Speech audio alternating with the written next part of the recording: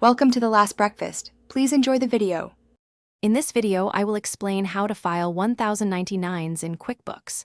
Filing these forms can seem daunting, but QuickBooks makes it straightforward. We'll cover everything from identifying who needs a form to the final submission. By following these simple steps, you can ensure compliance and avoid common errors. This process helps you accurately report payments to your independent contractors, saving you time and effort. Before generating your 1099, it's crucial to prepare your data. First, verify that all payments to your independent contractors are accurately categorized in QuickBooks. Next, confirm you have a completed W-9 form for every contractor who received over $600.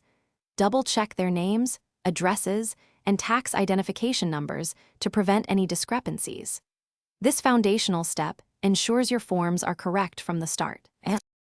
Now, let's generate those forms within QuickBooks.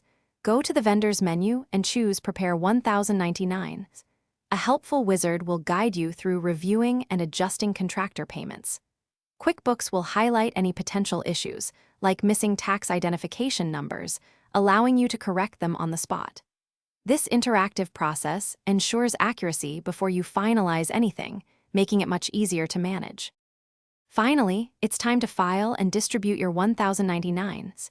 You have two main options: e-file directly through QuickBooks for convenience, or print and mail the forms yourself. Remember to distribute copies to your contractors by the required deadline, typically January 31st.